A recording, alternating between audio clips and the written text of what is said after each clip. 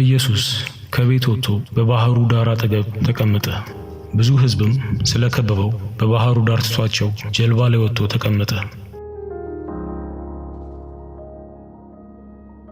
ብዙ ነገሮችን በምሳሌ እንዲህ ሲል ነገራቸው። አንድ ገበሬ ዘር ሊዘራ ወጣ። ሲዘራም ሳለ አንዳንዱ ዘር መንገድ ዳር ወደቀ። ወፎችም መጥተው ለቅመው በሉት።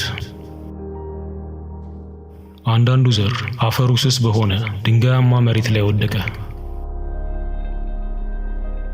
አፈሩ ስስ ስለሆነም ፈጥኖ በቀለ። ነገር ግን ፀሐይ ሲመታው ጠወለገ፣ ስር ባለመስደዱም ደረቀ። አንዳንዱም ዘር በእሾህ መካከል ወደቀ። እሾሁም አደገና ቡቃያውን አንቆ አስቀረው። ሌላው ዘር ደግሞ በጥሩ መሬት ላይ ወደቀ፣ ፍሬም አፈራ። አንዱ 100፣ አንዱ 60፣ አንዱም 30 ፍሬ ሰጠ። ሰሚ ጆሮ ያለው ይስማ። ከዚያም ደቀ መዛሙርቱ ወደ እሱ ቀርበው ለምን ለሕዝቡ በምሳሌ ትናገራለህ አሉት። እሱም እንዲህ አላቸው፣ ለእናንተ የመንግሥተ ሰማይን ምስጢር ማወቅ ተሰጥቷቸዋል፣ ለእነሱ ግን አልተሰጣቸውም። ላለው ይጨመርለታል ይበዛለትማል፣ ከሌለው ግን ያ ያለው እንኳን ይወሰድበታል። ስለዚህ እንዲህ በማለት በምሳሌ የምነግራቸው ለዚህ ነው። እያዩ ስለማያዩ፣ እየሰሙ ስለማይሰሙ ወይም ስለማያስተውሉ ነው። እንዲህ ተብሎ የተነገረው የኢሳይያስ ትንቢት በእርሱ ይፈጸማል። መስማትንስ ትሰማላችሁ፣ ነገር ግን አታስተውሉም። ማየትንም ታያላችሁ፣ ነገር ግን ልብ አትሉም።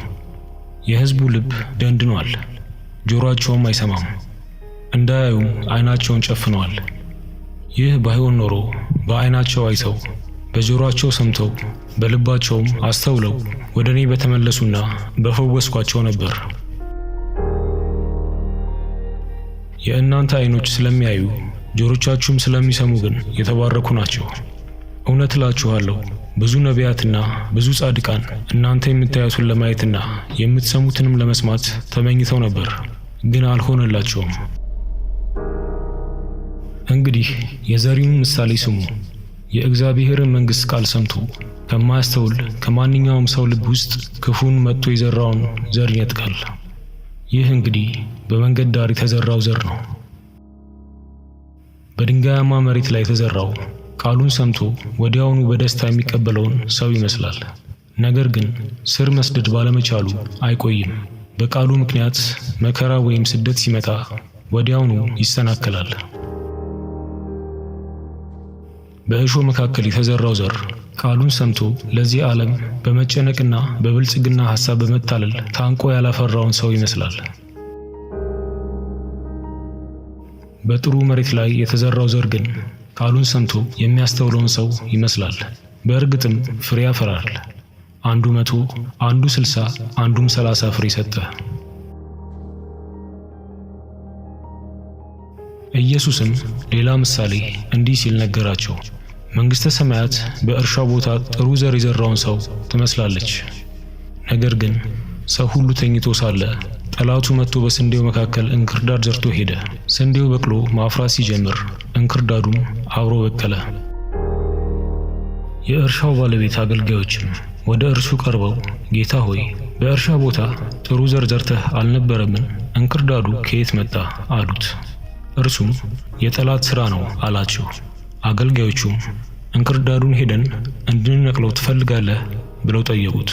እርሱ ግን አይሆንም፣ ምክንያቱም እንክርዳዱን እንነቅላለን ስትሉ ስንዴውንም አብራችሁ ልትነቅሉ ትችላላችሁ። ተዋቸው፣ እስከ መኸር ጊዜ አብረው ይደጉ። በዚያን ጊዜ አጫጆቹን እንክርዳዱን ለቅማችሁ ንቀሉ፣ በእሳትም እንዲቃጠል በየነዶው ሰሩት፣ ስንዴውን ግን ሰብስባችሁ በጎተራዬ ክተቱት እላችኋለሁ አላቸው። ሌላ ምሳሌ እንዲህ ሲል ነገራቸው። መንግሥተ ሰማይ አንድ ሰው ወስዶ በእርሻው ቦታ የዘራትን የሰናፍጭ ዘር ትመስላለች። የሰናፍጭ ዘር ከሌሎች ዘሮች ሁሉ ያነሰች ብትሆንም ስታድግ ግን ከቁጥቋጦዎች ሁሉ በልጣ የሰማይ ወፎች መጥተው በቅርንጫፏ ላይ እስኪያርፉ ድረስ ዛፍ ትሆናለች። አሁንም ሌላ ምሳሌ እንዲህ ሲል ነገራቸው። መንግሥተ ሰማይ ሴት ወስዳ ሊጡ በሙሉ እስኪቦካ ድረስ በ3 መስፈሪያ ዱቄት ውስጥ በመደባለቅ የሸሸገችውን እርሾ ትመስላለች። ኢየሱስ ለሕዝቡ ይህን ሁሉ በምሳሌ ተናገረ። ምሳሌም ሳይጠቀም የነገራቸው አንድም ነገር አልነበረም። በዚህም በነቢዩ እንዲህ ተብሎ የተረጎመው ተፈጸመ። አፌን በምሳሌ እከፍታለሁ፣ ዓለም ከተፈጠረ ጀምሮ የተሰወረውንም እናገራለሁ።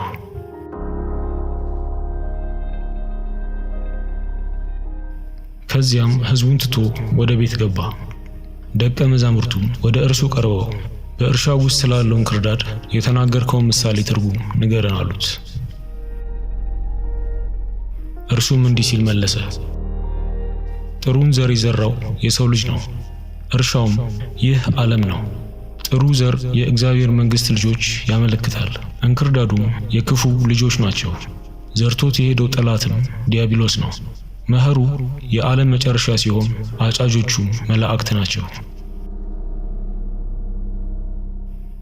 እንክርዳዱ ተነቅሎ በእሳት እንደሚቃጠል ሁሉ በዓለም መጨረሻ እንዲሁ ይሆናል። የሰው ልጅ መላእክቱን ይልካል።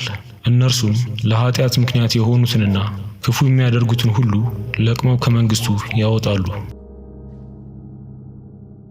ለቅሶና ጥርስ ማፋጨት ወዳለበት ወደ እቶን እሳት ይጥላቸዋል። በዛን ጊዜ ጻድቃን በአባታቸው መንግሥት እንደ ፀሐይ ያበራሉ። ሰሚ ጆሮ ያለው ይስማ።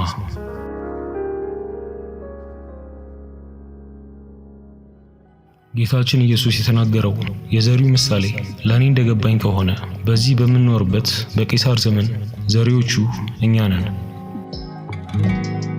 ሐሳብን ስንዘራ ድርጊትን እናጭዳለን። ድርጊትን ስንዘራ ልማድን እናጭዳለን። ልማድን ስንዘራ ማንነትን እናጭዳለን። ማንነትን ስንዘራ ዕጣ ፋንታችንን እናጭዳለን። አሁን በዓለማችን ላይ እድሜያችን እየገፋ ሲሄድ በተለያዩ መንገዶች ሊገለጽልን ይችላል። ዘሩን የዘራንበት ወቅት ልንዘነጋው እንችል ይሆናል። ድርጊቶች ሁሉ ከምክንያት ጋር የተያያዙ መሆናቸውንም እንረሳዋለን። እናም ለሚገጥሙን ነገሮች ሁሉ ሌሎች ሰዎች ምክንያት ናቸው ብለን እናስባለን። እውነቱ ግን ያኔ በደመ ነፍስ ልብ ባለማለት ወይም ልቦናችን እያወቀ የዘራ ነው ከጊዜ በኋላ ተመልሶ መጥቶ እናጭደዋለን። ልቦና ይስጣችሁ።